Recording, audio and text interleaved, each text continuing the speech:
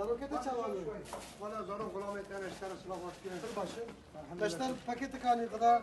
مرة واحد زوج جاري الله Kudeş razı bir yavaş inşallah. السلام عليكم تشالي معاكم Tamam على فتة ما can diyor. Can diyor. Ev burayı zeki. Babam. Ev yatağı çift kişilik ya. Ay İbrahim. Merhaba. Selamünaleyküm. عليكم السلام Yatak. Şu انا yazı mı? بشتري باكيت يا بخير Yaz mı? Tamam. لا لا Şöyle. وين بتخش طرش Mاشي هيا بسنة. Ya abi.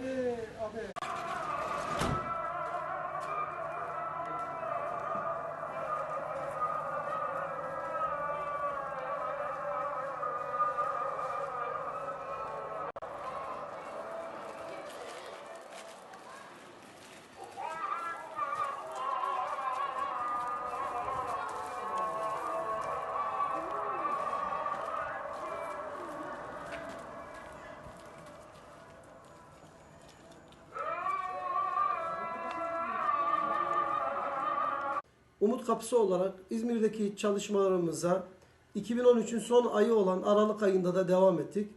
Bu çalışmalarımızda Menemen'de 10 aileye, Ali Ağa'da 15 aileye, Torbalı'da 2 muhtaç ailemize yardımda bulunduk.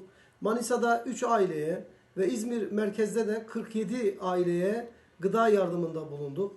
Bununla birlikte muhtaç olan ailelerimize 10 aileye de et yardımında bulunduk. Malumunuzdur, kışın gelmesiyle birlikte bize göç etmiş olan, ülkemize gelmiş olan Suriyeli kardeşlerimiz çok sıkıntılar içerisindedirler. Özellikle soğukta çok şiddetli bir şekilde yalnızlık çekiyorlar. Bunların bu ihtiyaçlarını, en azından ısınma problemini gidermek için bu ailelerden 7 tanesine de kömür ve odun yardımında bulunduk. Böylece İzmir'de yapmış olduğumuz yardımlar 94 aileyi bulmuş durumdadır. Yaklaşık 4600 TL değerinde yardımda bu ay içerisinde bulunduk. Bu vesileyle bize katkı sağlayan tüm hayırseverlerimize buradan teşekkürlerimizi arz ediyoruz. Hayırda bulunmak isteyen kardeşlerimize Umut Kapısı'na davet ediyoruz.